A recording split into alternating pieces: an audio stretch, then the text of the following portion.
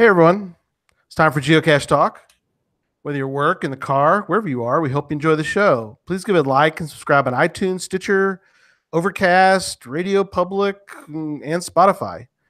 You can get all the weekly Geocache Talk goodness. Big thanks to the Travel Bugs for the music and our patrons, Demon Hunter 2, Electric Water Boy, Aggie Jedi Master, Antaeus, Joshua, the geocaching vlogger, Nick at Cashley. Well, what do you know? Look at that. One Kind Word, Butterfly Girl, Loon Trackers, the Aussie Geocacher, Sodak Zach, the Deadliest Cachers, Terrell 2, Neil Moore, Team D&D, Geocaching Adam, Peachy 1276, the No Code Geocachers, Curiosity Girl, Tick Magnet, Marsipanic, Bricker John, Firesafe, FS Sabero, Geo Rick, Cache Addict Mel, Geocaching Janji, the Geocaching Junkie, Sir Drumalot, Janice, Tricassius, Tom Frey, Rugels, the Bruce Zero, EGK, PBR, Casamaya, Master Sergeant USMC, Little Gears, Albedo 0.39, It's Only Barney, Purple Turtles 3, ACDC Family, None of It Tidy, AFK Geocaching, Josh Boggs, Carrot Killer, Korsgat, Geocaching with Lampe, Bren Tim 07, Dave and Karen of Cache Canada, Team Tailwagger, Black Chrome, Super Nate, The Twonky, Burnt Turtles, Padib, Kazelli, Dragon, Gunter Hunters, Acme Wild Cachers, P0001, got to work on that, how to say that one, 0001, 80K Sarah, and our new patrons, Eastern Girls and KC. Okay. Thank you so much, patrons. If you'd like to become a patron and add yourself to this wonderful list, head on over to patreon.com/geocache talk for more details. Patrons get X tags, new blackout coins. Ooh, new blackout coins. Aren't they cool looking? Ooh. Very nice. I like them. Are you like those? A little different than the original Very ones. cool. So thanks. Other geocaching items during the year, well as bonus content, invites to special events only for patrons. Support levels start at as little as $3 a month. Well, we got a big show tonight.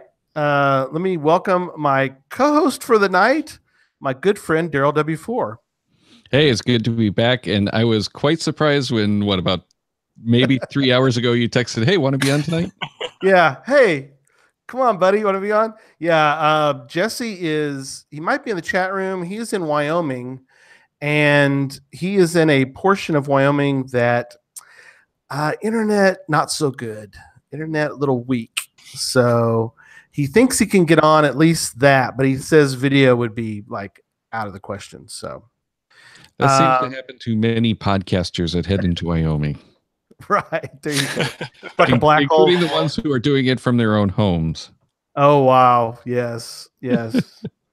All right. Let's jump right into show for 106 for July 8th as we welcome back to the show, Nick Hubbard. Welcome back to Geocache Talk. Thank you. Appreciate it. Nick has been on a few times. Nick and I were on Cache Release back in 2016. I don't know if you remember. You remember the good old days of, what was that? It was probably 1.0, wasn't it?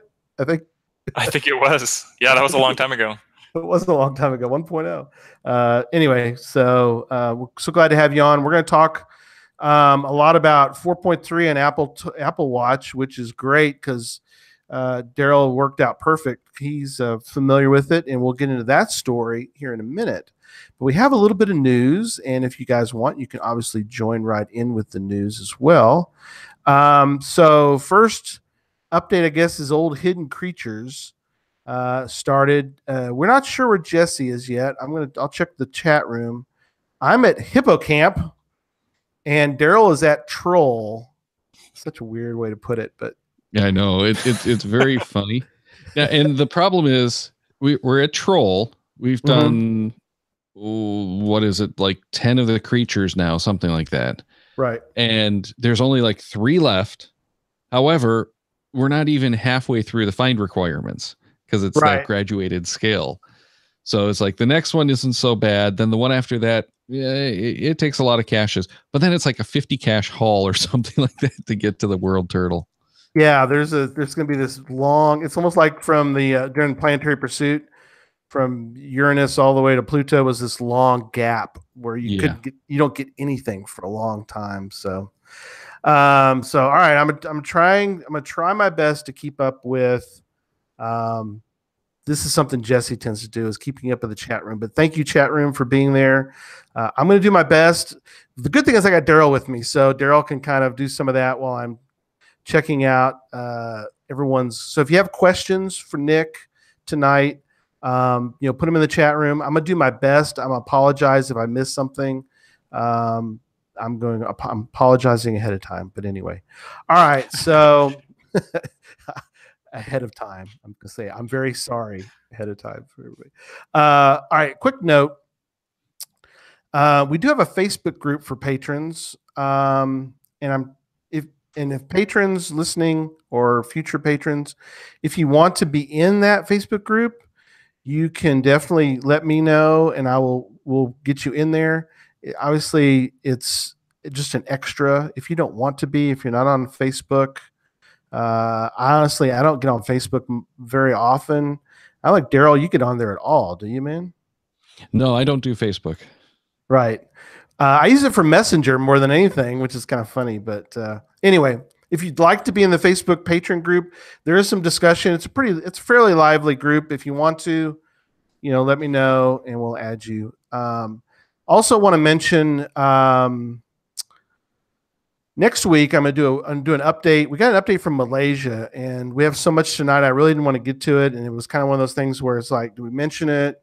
But I've got an update from a friend of ours in Malaysia, but I want to save that for next week again because we got such a big show tonight. So stay tuned for that. We're going to talk about that briefly next week because that's really kind of a cool update that we got. Okay, Caching Expo.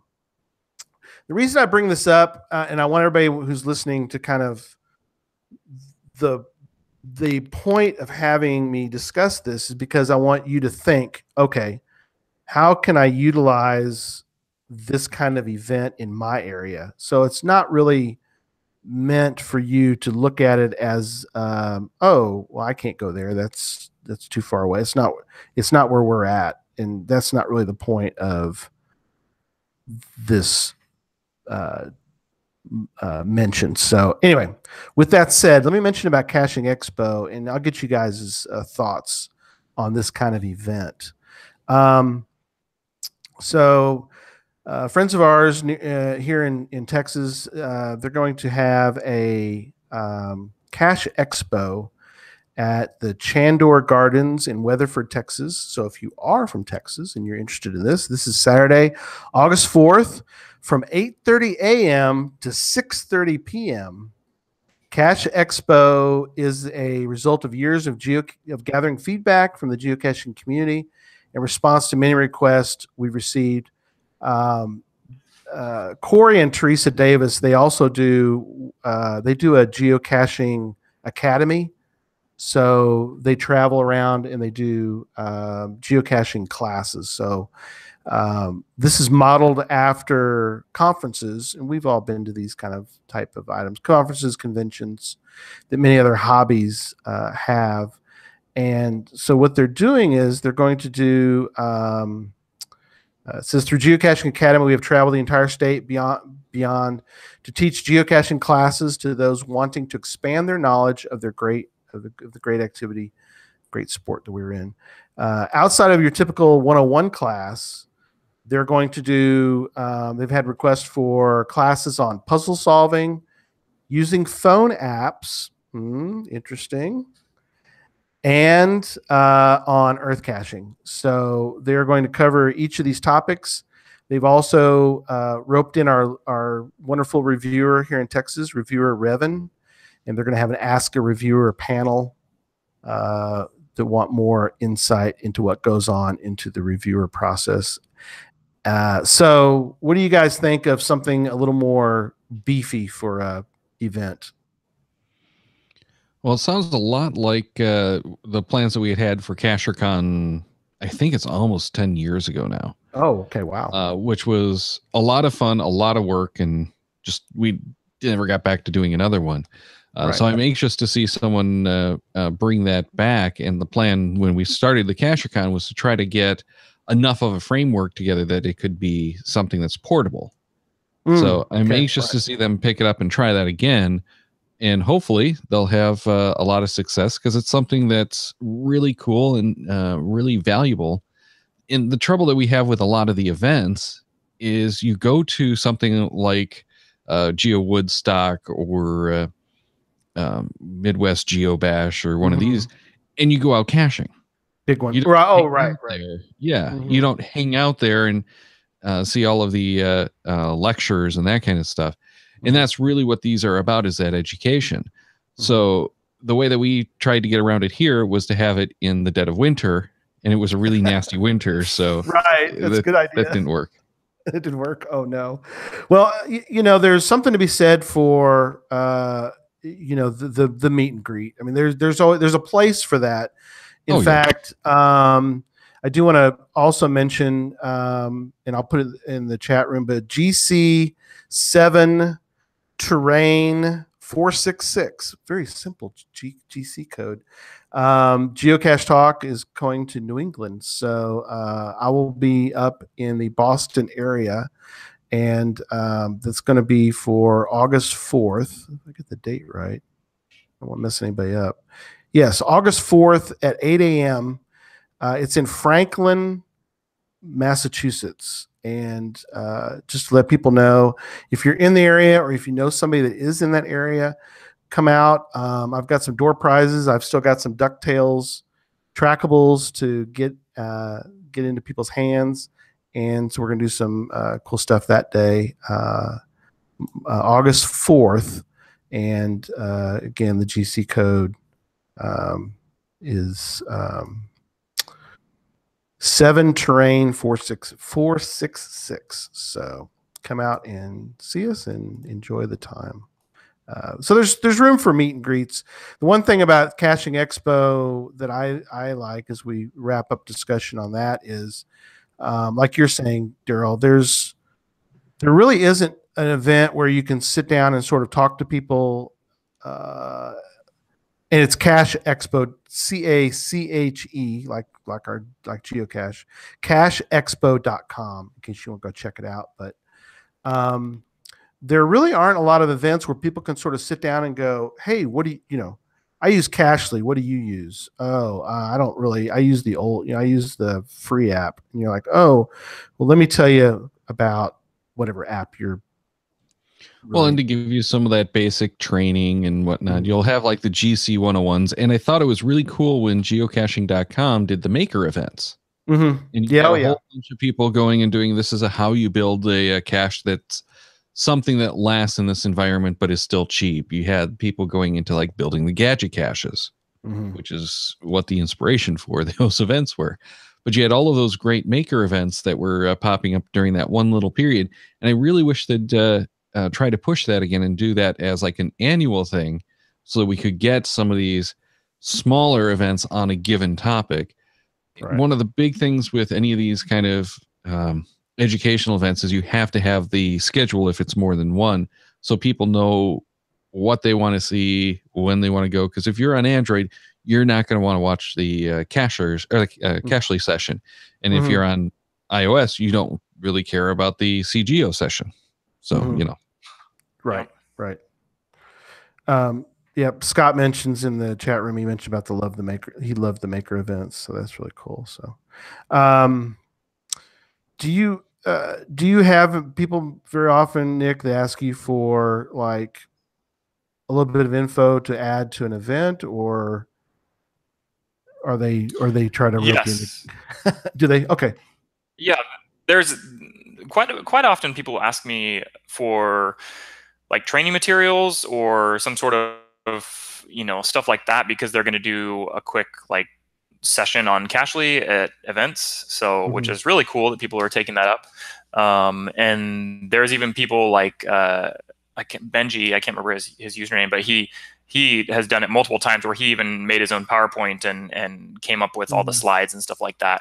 And then that was shared to other users where they did it at some events. So yeah, it's definitely happened before. I really need to come up with some better materials that I could actually like hand off to people. But that's something that I will work on. Very cool. Okay. And the last item, this came up in an email, and I wanted to put it out there in case somebody could help us out. This is from Paula, Curiosity Girl. She sent a note to us and said, do you know of any tools for searching specifically for GeoArt series? And so if anybody knows of a tool or a way to search for GeoArt, please let us know. geocachetalk@gmail.com. And we'll see what people come up with. I don't know of anything. Do you know of anything, Daryl, off the top of your head? No, really, at this point, the only way to put those series together is through bookmark lists. And the bookmark lists aren't searchable as far as I've been able to tell, aside from Google. So I've done some Google searches to find it, but whenever I've done GeoArt specifically, you don't really come up with much GeoArt. It comes up with all you get a lot of other caching related stuff. Let's get stuff. Yeah. So, all right. Well, cool. That's kind of an interesting thought. So, all right. Well, let's get into Cachely 4.3.x. We're not even going to get into the actual extras because we're just going to really talk 4.3, right? And we are going to mention one of the. We are currently at 4.33, right, Nick? Yes. Okay. Yep. Cool. But let's talk about 4.3. I'm going to go through the list, and we're going to talk about Apple Watch here in a moment. But let's just kind of go through them and get some updates. First one, load caches button has been moved to the bottom of the map. Now, before I let you say anything, I've finally gotten used to it, but it took a while because I would start to go to the top and like, oh, nope, gotta go to the bottom. So was there a reason? I did the same thing for the longest time. and you made Cachely, so yeah. Well, and for me, it was a really nasty situation because I was on the beta and Renee was on the golden version still. Right. So she's like, where is it? It's like, well, don't have to. No. So I'm toggling back and forth. Yeah. It was very good. Yeah. I think there was a good reason for it. So there was two reasons. One was usability. So in the previous version, you had to really stretch your thumb if you were a right-handed user for your iPhone, or tap with your left hand. So you couldn't use Cachely that easy with just one hand, especially on larger phones. And then when I moved it down on the bottom, you could then reach it with your thumb. But then it also freed up that top right navigation bar for a different button, which I then put the filter icon there, which used to be this little teeny icon in the search field, and people would not see it, and it was continually a problem. So that really made that feature more prominent, and people could see that it was a filter icon and stuff. So it really actually worked out well, I think. So cool. Once people get used to it, I think they'll like it much better than it used to be. Cool. Filter live caches moved to filter button. There you go. And that was one of the reasons, that just usability, make it easier for people to see, people to find. Sometimes people didn't realize they had set filters for a live search, and they're wondering, why am I only finding traditional caches, something like that, and they had turned off all the other cache types. Yeah, you tend to. So now hopefully it's a lot easier. Yeah, you tend to forget that you've set those filters until all of a sudden you can't find the cache that you actually wanted to find. Exactly. Right. Yeah. Joshua one day sent me a frantic note, and he goes, he was in Germany, and he's like, hey. From Germany too.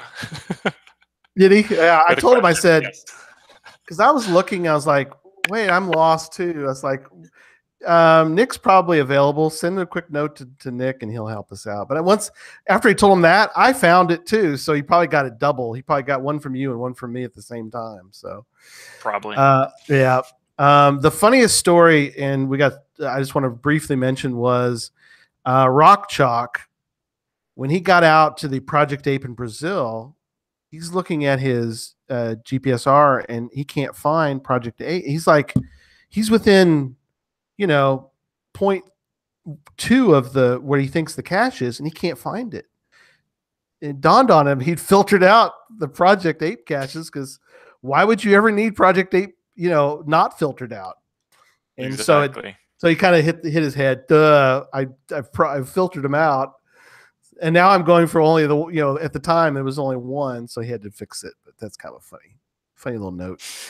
Okay, save multiple caches at a time to online lists. Yes.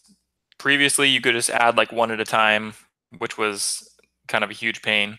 And now you can add, I think online lists or bookmark lists can take 1,000 caches.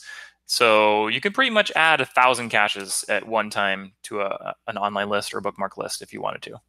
Wow. So previously it was just adding them singly, which would take forever. Right. No, that is very cool. Very cool. I like that. I like that because I as time has gone on in my geocaching career, and Daryl, I don't know about you, but for me, I rely more and more heavily on the lists than I used to, I think, when I was first started. Yeah, I'm actually probably less than I used to, but okay, cool. The big thing that I do is online cherry pick, and I've started to do it now that it's supported by the apps more and more frequently. You know what? I need to go and check this one out eventually, so I'll put it on a bookmark list of just, you know, caches I need to check out, or you know, of course, there's always those challenge caches that I qualify for that I have to bookmark. You got to bookmark. They have to be bookmarked. Yes, absolutely. Well, there's talking about our trip to Massachusetts, that's one thing that I've noticed is there's a couple of them that I'm like close. So, you know, obviously I put it on the list, I'll go sign it. And then once I do finish it, I'll go back and actually log that I've found that one. So offline and online lists are now under the lists tab. Yeah. So previously there used to just be an offline list tab or an offline tab. And then to get to the online list, you had to go in the more and then scroll down and then go there. So those are now put together in the same place, and you have a little toggle at the top where you can go back and forth between the two. And then that makes integration much easier. Yes. Yeah, I like that. And also when you're adding, say, you know, what we just talked about where you can add 1,000 caches to an online list. When you're adding caches to a list, you have the option, it pops up and will say, you know, are you adding this to an online list or an offline list? So really makes it a lot smoother. Yeah, I love that. Yeah. Online list enhancements: create list, delete list, edit list, remove caches from list. And there's a little bit of a story about how this kind of whole came about with APIs. So tell us a little bit about the online list enhancements. Yeah, so there's a new API for developers, which is really great, and they announce it publicly to all the developers and stuff. And there's quite a few new features, which is really cool. In the old API, we couldn't create lists, we couldn't delete lists. You couldn't change the name of a list or the description.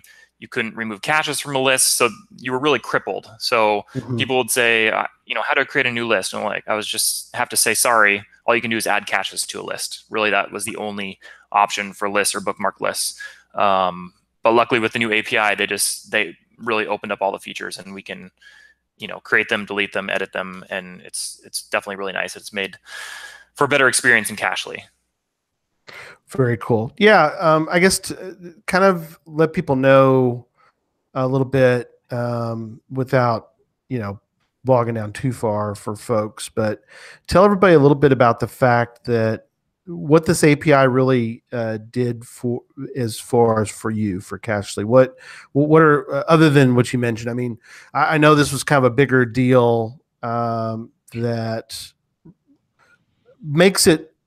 Is this something that going forward also will make it easier for you to kind of program or add enhancements to Cachly and so forth, or? Well, HQ completely rewrote a brand new API. So and the API is how Cachly talks to the database of all the geocaches and the servers and stuff.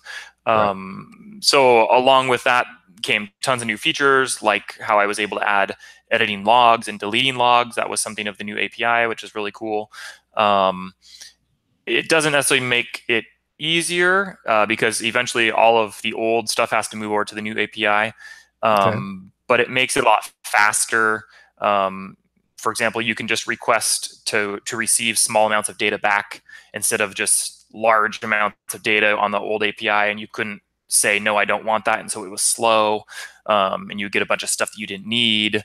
So the new API is just 1,000% better. Yeah, really cool. Nice. Excellent. Okay, next is save user finds, user hides, and caches near this to lists. If you were viewing somebody else's finds or their hides, or you use the little option where you can say, find caches near this cache, there was no ... menu or action menu to save those, which was kind of an annoying little thing that was missing. So that's finally been added. You can save those. You can put those on offline or online lists, which is obviously another enhancement from the merging of those two features. Right. So that is ... or where do you go to do, where is that located? When you so if you are viewing somebody's profile and viewing like their finds, up on the top right is the ... menu, which now has save to list. Okay, gotcha. And then choose that option, it'll ask you, a couple more questions about where you want to save it, and stuff like that. So save to list up here at the top. So okay, very cool. I like that. There you go.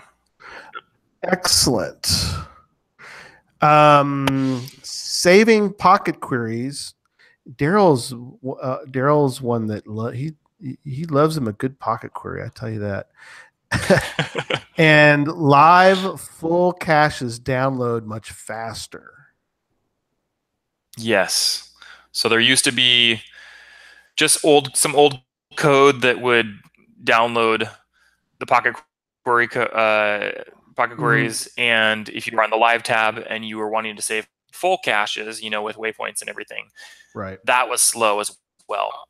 I rewrote it completely for speed, and for some people it's literally 100% better. I think there was some users they said it would take, I don't know, 5 minutes for their pocket query to download for some odd reason, and now you can get it in like 30 seconds. So it's much faster. Oh, wow. That is awesome. Yep.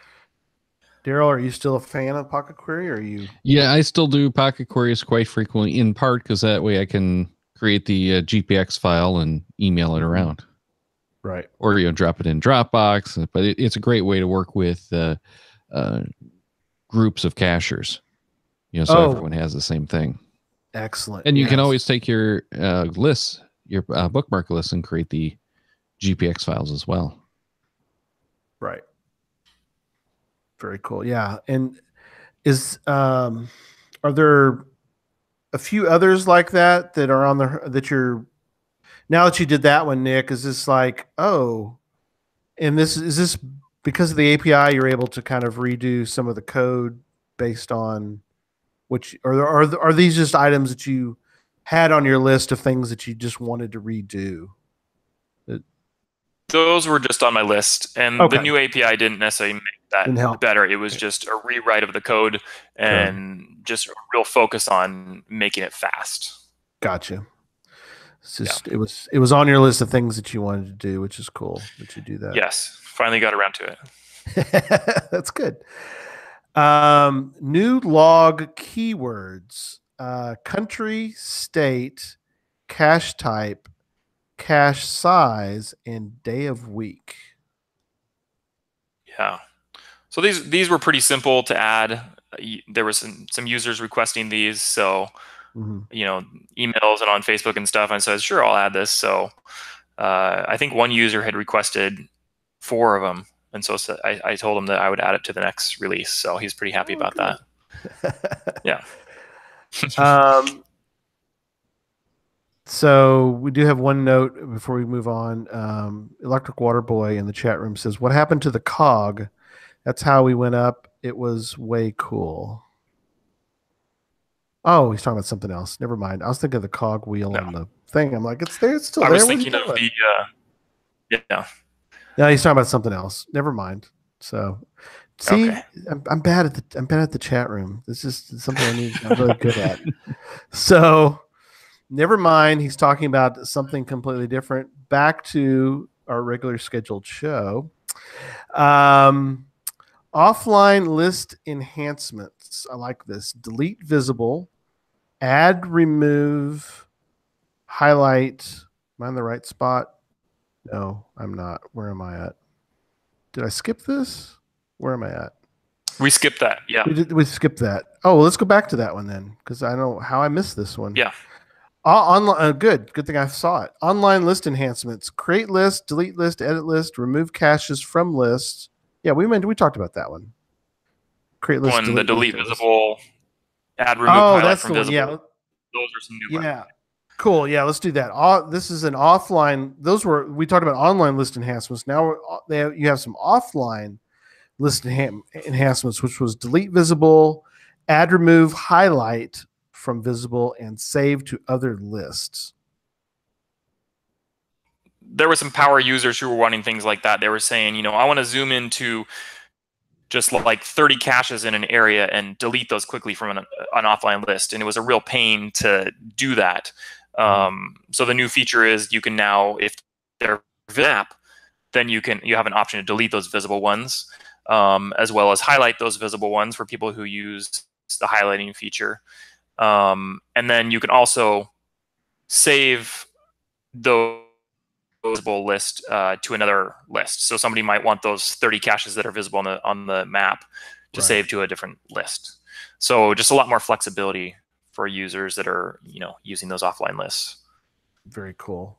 Yeah. Save next. Okay, we got that. Where did I leave off, Daryl? I'm down at view which offline list is a part. View which offline list a cache is a part of. Yes. So I had a user, Richard Reagan, who he's still a Geosphere user. Hopefully soon he will just be a Cachely user only. But he loves Cachely, but he still liked Geosphere, a couple features of it. And one of those features was it showed what lists caches were a part of. So Cachely has a unified database where you could have one geocache that's part of multiple lists. And so if you update that cache, it's going to be updated in all those lists. And so he was saying, how do I know what lists that is a part of? So you now have an option at the bottom of the details screen to see which lists that cache is a part of, because it might be part of three lists, and you can actually delete the cache from those other lists from that screen. So it's just a way of managing. Yeah. And the reason you might want something like that is for the like, these are my fizzy caches, my requirements for my fizzy, these are the challenges. So you might need to know which ones are which, and see sometimes it satisfies multiple criteria. So that's why that's a feature that a lot of people really relied on. Yep. Very cool. Yep. This is interesting. Pending logs text file is saved in documents as a backup. Yeah. So I had some users who they would love the pending logs txt file, which you can upload to geocaching.com with a bunch of your logs. But then there was an issue where they had lost some of their pending logs in Cachely, and so I figured every time they try to upload them, we'll make a backup. So if there's ever a problem, if you ever have a connection problem and something goes wrong, especially there was an issue one time where I think the geocaching servers went down and some users lost some logs and they didn't know where they went. Now there'll be a backup of all the logs that you tried to submit. So you won't lose all your message and everything like that, your dates. So you can access all that kind of stuff through iTunes and then your shared apps on your device. So right. I think that was during the Planetary Pursuit. That was I think so, yeah. That was a nightmare. I had some logs that it actually wouldn't accept because it thought I had submitted them, but they wouldn't show up at geocaching.com. Yeah. And there, some users had submitted some and they just kind of disappeared, and we could never figure out what happened to them. So I think I know, Daryl, if you I had to delete a couple of mine and then re-add. Yes. Yeah, I had to do that as well to get it to recognize that cache was found. So, okay, we're talking about a couple others here in a minute, but I do want to mention something real fast and get y'all's feedback. And Daryl, this may be, or Daryl and Nick, this may be something that was a different version or something I just never really noticed before, but the send log now button. Mm-hmm. How is that? Was that a version prior? Is that the switch? The switch. Yeah, that's been in there for a while. That's okay. always been there, I think, since 1.0. Was it really the send log now? Okay. Yeah. I do notice though that when we did one of the updates, I guess switched mine to switched the switch off. Not a big deal, but then I noticed that from then on, every time I would log a cache, it would stick it in pending, which is fine. But I found the little spot where I could tell it that I want to send them immediately, and so it did that. But I don't know, for some reason it got flipped. I don't know where, but it was no big deal. In settings, there's a default for that, so you can actually turn that, leave it on, or turn it off, so it'll go straight to pending. Right. Well, on that note, there's also one for save as draft, which it got the wife into trouble today because she had that featured enabled and didn't realize it. So she was wondering why her find count was off. Yeah. Mine's set now, but I like the fact that I could do either. But I do have mine set for, if you set it in settings, then like you said, the send log now, when you come into a cache, automatically has the switch set to send log now. But I think maybe when I updated to 4.3, for me, it might have flipped it to off. No big deal. It just, I like how the features are all there, so you can just fix, tweak it how you want. Tweak it how you want. So, so I guess the GDPR hit you as well as it pretty much hit, I guess, everybody in the world. I think I don't know how many emails, dozens of emails I got for apps that I have that said, we've are sending you this because the privacy updates. In fact, at work, I had to actually take a class on GDPR now that I'm working for a software company. Yeah, I had to pass a test. It was a tough one too, but I passed it. So for all you that are worried out there, but it was because of the privacy updates, and so obviously it must have hit you as well. Yeah, so a lot of the stuff was on the HQ side. I think they had to make a bunch of changes. They had to put some stuff in their privacy policy. So I just made a section in Cachely where it referenced their privacy policy. And it also mentioned the only place that Cachely really stores server is your friends list, which is just usernames, their icon and stuff like that. So I gave the ability to download all those if you wanted to, or delete all those if you wanted to. And then the other few things that you don't really notice was HQ had to add the ability for a user to disallow anybody to see their user profile. So if you log into geocaching.com, you can go to your profile and there's an option for privacy. Now Cachely, if you were viewing that user somehow, we get a special error code, and then I just say like, this user has not allowed public viewing of their profile. So a couple of those error codes had to be dealt with that geocaching was now sending to the developers. So that's interesting. Because I do like the fact that you've got the phone a friend feature where you can pull up a user, and if they're allowed or whatever, and you have their email or you have their phone number, you can call them. So I love that. Yeah. So Daryl, you better not block your. I was just thinking, right after the show, we should all go and switch our profiles to private. No. We'll create the great blackout of 2018 on geocaching. Yeah, that'd be awesome. Let's not. Let's talk about it, but let's not do that. Let's talk about it, but let's not do it. Okay. Almost like on Caching in the Northwest one night, they go, "Hey, let's all log this as let's all an archive party. Send it, yeah, an archive party." I was part of that archive party. I send it needs archive, and the viewer got like 30 emails needs archive, and then they sent a note to Land Monkey and said, "Yeah, don't ever do that again. Don't do that." It sounded like a great idea, but in practice, it wasn't a good idea. So.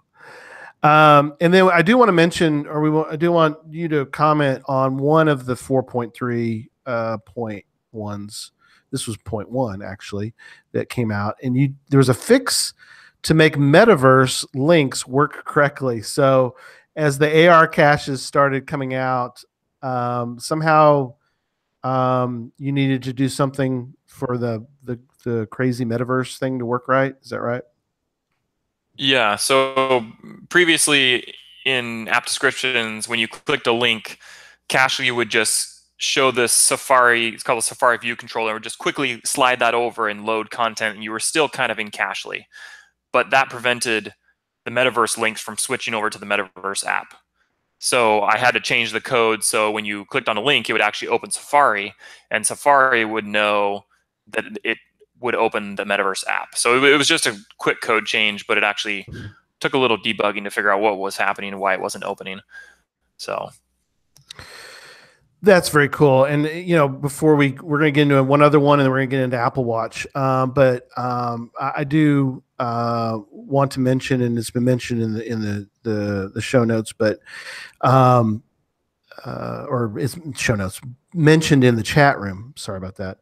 And that is that we really do, Nick.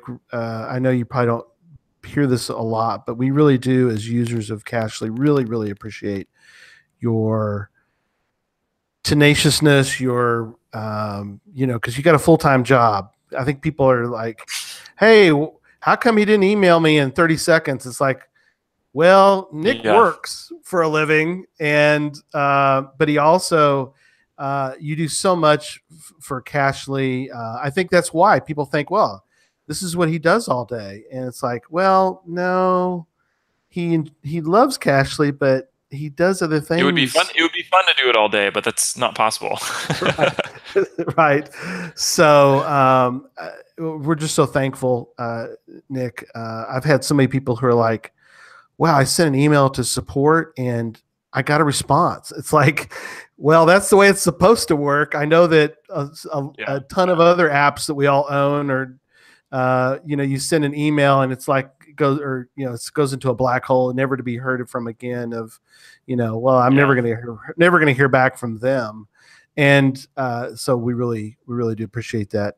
And it's still $4.99. I mean, yep. Come on, buddy. I mean, you could charge so much. No, I think people don't realize that, it's very inexpensive. It's well worth it. And that's what people are saying in the chat room. It's like, it's the best $4.99 I ever spent. That's Nils A. And others are saying it's like, oh yeah, definitely, spend a few dollars and go get this app, because it's so great that you guys do that. So, all right. Something that was a good item that came up, and Daryl, actually, there was some discussion prior. This is why it was perfect, Daryl, to have you on, because you actually are part of the beta test for Cachely. You've probably been doing that for years now, haven't you? No, actually, No, I've kind recent. of thought being a beta tester because of the problems like I ran into with the wife. When I want to talk about something, telling people how to do it, Yeah, especially for like this show, right. it's really tough if you're a beta tester because the stuff that you're testing doesn't work the same way as what they have on their phones. Right. Yes. Yeah. And you have to be prepared to have things crashing and not work how you expect if you're a beta tester. That's just the way beta testing goes. That's means the life. Sometimes I've been burdened with actually using the official app. Oh no. It happens. Just temporarily. For something other than messaging. Wow. It is very unpleasant. Right.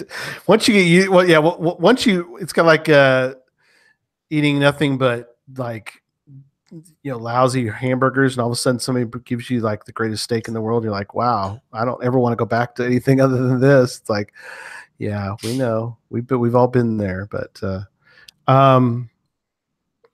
there's something coming up, and I do want Nick for you to at least mention before we get into Google Maps. Google Cachly 5.0 is Q4, but it's not on the initial horizon, but it's not too far away, right? Distant horizon. Distant horizon. So sometime before 2019, possibly. For sure. Yes, that's the goal. That's the goal. Yep. Well, I know it's tough because, like you said, you've got a full-time job and you're trying to continue to enhance Cachly. But one of the things we can talk about tonight is Google Maps. And so this is something Daryl mentioned before the show, and I had seen it, but I wasn't sure where we were at with it. But talk a little bit. I'll have both of you guys talk a little bit about this. The fact that we're going to be getting off of certain maps. Is that where we're headed somewhere with this change in maps, right? Yeah. Well, go ahead. Oh, I was going to say we've lost the Google Maps, which is what a lot of us have relied on, especially for the hybrid was my favorite, but the satellite views. So now we have to deal with the Apple Maps, which are not nearly as good. Now, that was a decision, obviously a decision from Google. It was their app. It was their maps, right? So what is Google Maps in? You talking about we're losing Google Maps within an app, or are you talking about Google Maps? No, the Google Maps option in your layers is now gone from Cachly. Gone. Okay. Yeah. So Google changed their licensing terms. Previously, we used just some static. We used image tiles from Google, and those now require to have an API key. You have to use their framework, integrate all their code. And before, it was just a simple referencing a URL to their tile files, to their image files. And it was really easy to integrate with Apple Maps already. It would just be a layer on top of theirs, and everything just worked really quick and easy. As of, I can't remember the date, they were going to start making those really low resolution and put a message across that said API key required. And then they were going to start charging for usage. So that right there got me, I couldn't do anything. I had to remove it because to integrate their framework and the way they wanted it done was a massive job. It wasn't something I could just quickly do. So I had to remove them for the time being, but I made the commitment to add them again in 5.0, which is the next big release. But the advantage of that is adding their SDK, which means the labels and roads, all those kind of things will be larger. In the previous version, if you, like Daryl, if you went to hybrid, they were really small. People had a hard time reading the labels. Now it uses like the accessibility in your phone. So if you have a really large font, the labels and everything will be really large. It will integrate with that kind of stuff. So it'll be much better, much faster. It'll use their vector maps for the standard view, all that kind of stuff. So it'll be really nice. So that is such a large job that I need to add that in 5.0. So it's sad that I had to remove them, and a lot of people are annoyed. But all I can say is sorry that it was kind of on Google's end. Yeah, So. Google once again has caused problems for geocachers. It's not the first time. It probably won't be the last, though we'll cross our fingers that it is. But it's great news to everyone, and hopefully some comfort that we don't have to deal with the Apple Maps as our only satellite source indefinitely, just until the next major version. Right. Yeah, and one thing I was worried about, I thought at one point we wouldn't be able to add Google Maps ever again because of their pricing structure, until it finally showed that if you're using mobile apps with their SDK, they actually don't charge for the mobile usage. So that's really good, because looking at their calculations, it would have cost thousands upon thousands of dollars every month for Google Maps usage. So yuck. Yeah. Which is why we lost Google Maps through geocaching.com years and years ago, because they pulled the same thing back then. Right. Yeah. All right. Let's take a few minutes. We're going to talk about Apple Watch. And before we talk about Apple Watch, there's a little story I found out about this before the show. Because I didn't realize that. So when Jesse told me, "Hey, man, I've got really bad internet, and I'm not gonna be able to get on," and so at first, like I said, we're just gonna just me and Nick, and I thought, well, maybe Daryl's around, and so when I asked Daryl to be on, I said, "Hey, Nick's gonna be on. We're gonna talk 4.3 and Apple Watch." He goes, "Oh," "I was kind of a instigator of Apple Watch, a little thorn in the side for Nick." And then so when Nick got on, he goes, "Oh, hey, Daryl." And so I told him, and I said, "So there's a story, right?" And he goes, "Yeah, Daryl's sort of my thorn in the side with it." So he said the same thing. So people want to know, I think, at least I do. So what all happened here? So I don't know which one you guys want to start, but how did this even occur? I'll kick it off with the last time we had Nick on Geo Gearheads. Right. We were talking after the show, as we always do, that one of the things that I really kind of missed from the official app, I think it was actually still even the intro app at that point, was having the app in there for the watch, because it was nice to have that quick reference and the quick logging for things like Periscope and YouTube live streaming, and even if I'm playing a different game at the same time, because I could go and look up info real quick on the watch. I could do my logging real quick on the watch without having to background. And those like live streaming apps don't allow you to background. But it was also really nice that I could have the phone in my pocket still and just check some quick details without having to go and unlock and do all that stuff when I already have it on my watch. And that kind of changed Nick's impression of what the Apple Watch should be. And I think it was like, less than a week later, you emailed and asked if I wanted to be on the beta program. Perfect. I think that's what it was. But yeah, Daryl had given me the idea in that conversation that I could just, make it a companion app, make it where, maybe you view a cache on your phone and that gets sent to your watch. So that was my first idea. I was like, oh, well, then I don't have to build it where it's doing API integrations and, all that kind of stuff from your watch. But once I start building it, I decided I did want to add some of those features. So that's where the nearby feature comes in on your watch. You can do a search for nearby caches, and that does talk to the API right from your watch or through your phone, and does some searching. And it has all the search options. If you hard press on your phone of the nearby results, you have the same kind of search options you have on the phone, which is really nice. And there's, you can view caches, you can log the caches, you can view a map, you can view a compass. The compass is not the best in the world, only because watches don't have a compass chip in them. So it goes off of the GPS course data. So you have to be moving in a direction for the watch to know what your direction is. But as long as you are moving a little bit, it's actually pretty accurate. So yeah, I think so far people have been pretty happy with it. I don't know about Daryl. He hasn't mentioned if he's happy with it or not. Oh, I was using it quite a bit for a while. I haven't been periscoping as much though, or YouTube live as much. So I've not been using it as much the last like month or so. That's right.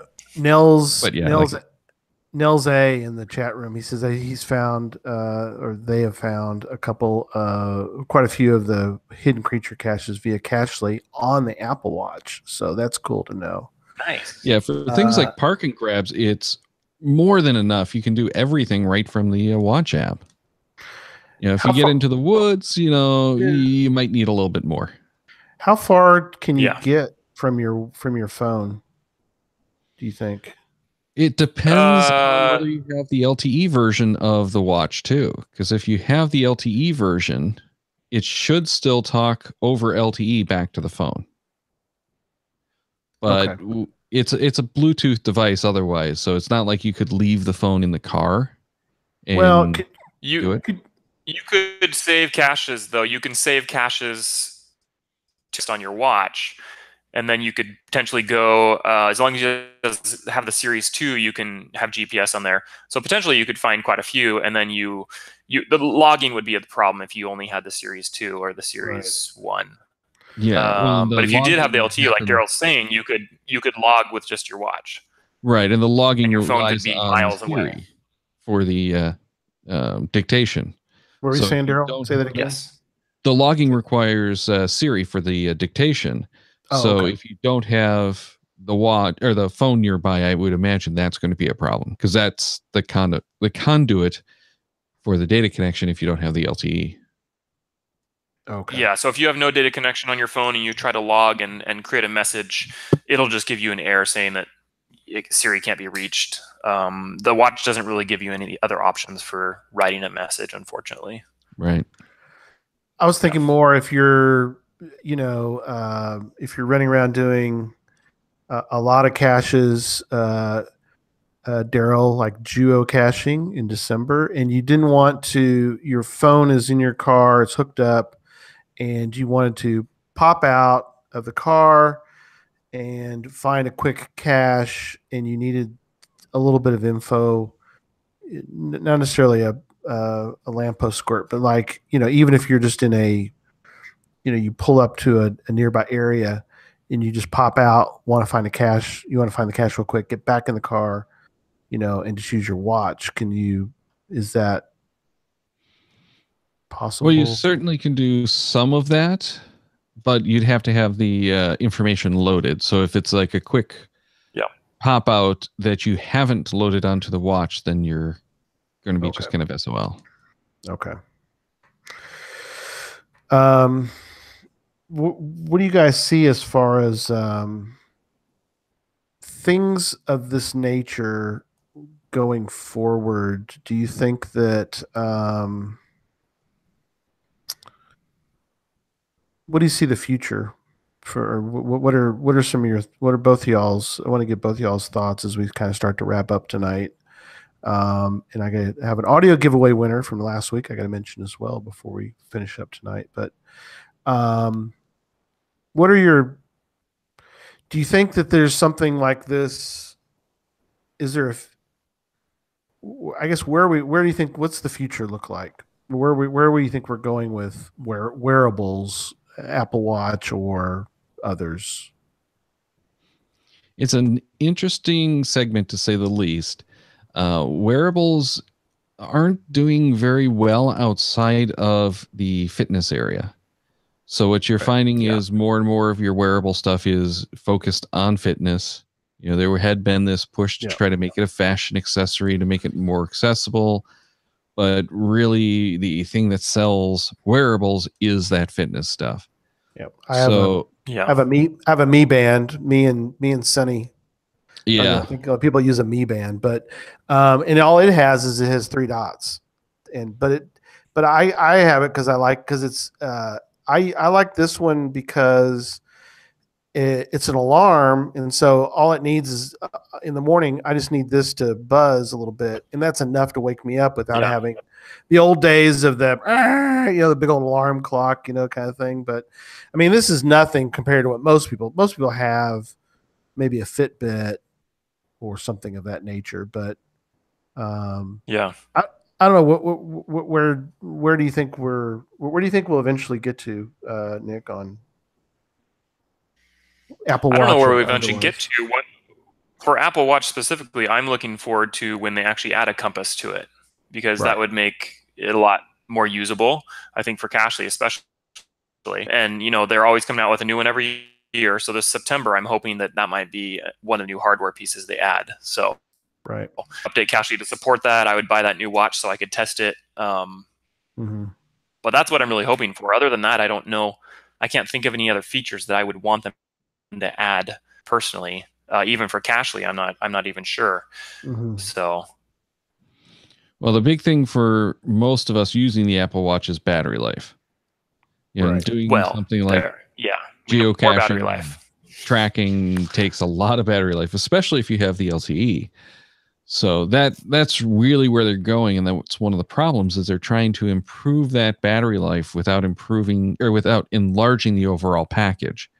And unfortunately, some of the rumors are talking about a smaller package for the Apple Watch, something a little bit thinner, which, yes, that's nice, but they're talking about the same battery life again. So we're still going to get maybe a day of power out of it, when I'd really like to see something for the more serious runners, something that's going to compete more with like the Forerunner series from Garmin. Take on those kind of activities, because the Apple Watch can do all of that stuff right now, but the battery is the biggest problem. Kendall in the chat room mentions heads-up display. Is that something that I don't see that as viable? And he might be even talking like the Google Glass concept. Same kind of idea. That just doesn't seem to work. No, that didn't do very well. No, the Google Glass is still alive and well in enterprise, but it's not something that people want in public. It's going to be only for certain applications. And it does have its value, and there's other things similar to that. But even like the I can't remember the name of Snap's cameras that are glasses, have made people very uneasy and aren't doing so well because of that, and for other problems as well. But but maybe goggles, aren't they? Goggles? Are they called goggles? I didn't think they were called goggles. I thought they were. I don't know. Yeah, it might be, but I thought it was something a little bit more normal. Something catchy. Yeah. Google Glass is sort of a weird way to spectacles. say it. That's what it is. It's spectacles. Spectacles. Yes. Electric Water Boy was asking, what about a heads-up display go on a car dashboard? I don't know.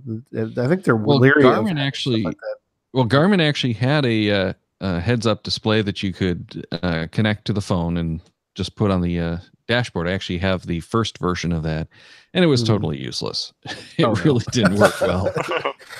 We're not there yet on that, right? Well, the part of the problem is they have to be very, very bright displays to overcome the sunlight, and there's very specific angles. You take a look at what they're doing in like fighters, and they're usually in the helmets, not on the canopy. Yeah. So, and they've still played with a lot of that stuff on some of the production cars, like I think the Corvette and even the Mustang have heads-up options for things like your G meters and speedometer. So, they're out there, but it really doesn't work too well in practice because you have different depths that you're focusing on. Okay, cool. Very cool. All right. As we wrap up tonight, I want to mention last week we did an audio giveaway. We had a couple of giveaways. We had a live and we had audio. And the winner for this week, as picked by goodoldrandom.org, was Heather. Heather Gunter. She is the winner this week from last week's contest. So, Heather, I have already given your info to Ryan, and Ryan will be sending you one of the 15-year historic trails coins that we talked about last week. So, congratulations, Heather. All right, as we wrap up, Nick, you're going to be at a couple events, and folks can see you at. So, where are you going to be here in the near future? This summer I will be at GeoCoin Fest in Seattle. I will be attending that, and then that one specifically, I'm going to try to do a Cashly event afterwards. So I already have some users that are wanting to meet up with me and get some of the Cashly coins. So I will have lots of the Cashly coins at GeoCoin Fest. So if you find me there, cool. I will have those because there's not many places that I give those out. And I will also be at Going Ape this year. So those are my 2 big summer events that I'm going to be at. Cool. I am going to put real quick into the show or into the chat room the 2 GCs for those. And all right, as I do that, Daryl, I'm going to let you start, and then I'll have Nick finish. But what are your final thoughts on what we talked about tonight? Well, I'll stick with I think the Apple Watch as being a really cool tool for geocachers. As the supplement to the app, you still need the app to do all of your basic stuff. But when you're out there on the trail, we always complain about the lack of battery power. I've had problems just today with the phone getting a little too hot and dimming the screen where it's harder to see. Right. So it's really nice having that on the watch where I can just quickly go in and look for the hint, look for some basic information I might have forgotten, especially when you're doing a trail of 10, 15 caches. You might forget which one is which.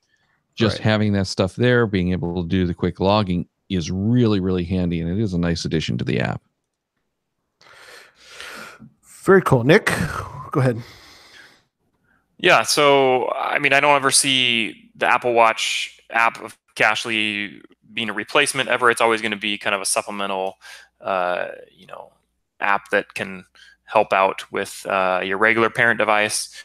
But I will, continue to enhance it. One of the things that I need to add is ability to navigate to waypoints. So some users mentioned that if you have a multi-cache, it's really hard to navigate to that on the Apple Watch. So these are the kind of things that I appreciate users telling me, and then I can work on it for the next version. So cool.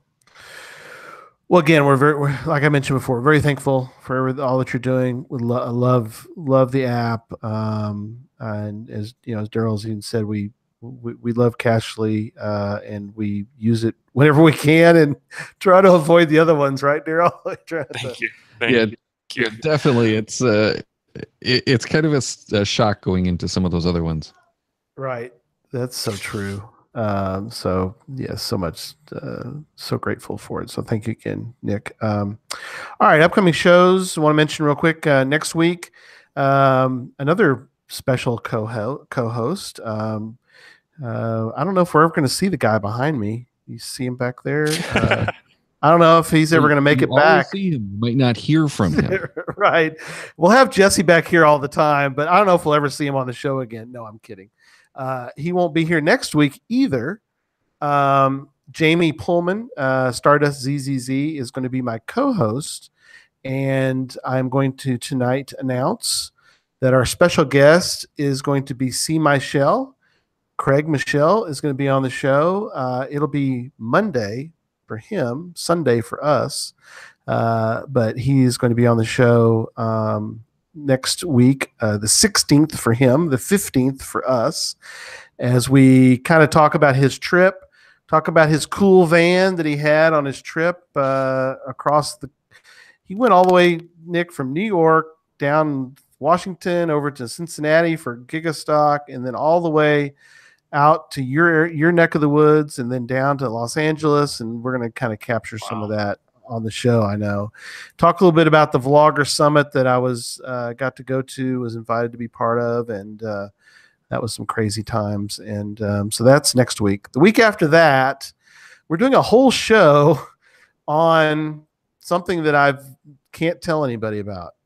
And I haven't said anything to anybody yet. It's been pretty funny. It's a show called The Big Reveal. So we've got a big plan that we've been working on, the whole Geocache Talk network with Jesse and the affiliates, and we've been working hard to get this whole thing in place. And finally, we can talk about it. That's in 2 weeks, and give out the first information about this thing. And then in 3 weeks, John Paul Barr, he lives in Estonia, and he makes coins now for a living. And we're going to talk about how that whole process kind of goes about making geocoins. And he's going to be out at GeoCoin Fest as well. So I got to meet him at Gigastock. That was really good. Now that show's going to be at 2 p.m. to accommodate the fact that he has 8 hours in front of us every week. In fact, sometimes he's in the chat room, and it's early morning for him right now. So we're moving the show up to 2 p.m. that Sunday to accommodate having John Paul on. So that's going to be a lot of fun. So, all right. Well, again, we hope you enjoyed the show tonight. Email us your comments at geocachetalk@gmail.com. Don't forget to follow us on Twitter at Geocache Talk. Mine's at Gary Slinkard, all one word. Also doing a lot of Instagram of late, Geocache Talk, one word, and Memphis Mafia. And of course, our Facebook page is facebook.com/Geocache Talk. Show can be found on iTunes, Stitcher, TuneIn Radio, Google Play, Spotify. Let me know if there's a special or one that you use to listen to podcasts that you'd like me to add, and we'll get that one added. And, of course, as well as the Geocache Talk website. Don't forget to click on the subscribe button below so you can see and hear the show on a weekly basis and get reminded of that. And tell your friends about the show. Get them involved, and especially in our lively chat room. Until next week, don't just talk about geocaching. Go buy Cachely and start using it, because you're going to love it. And use it to go find you. And yes, and you'll find lots of geocaches using that. So good night, everybody.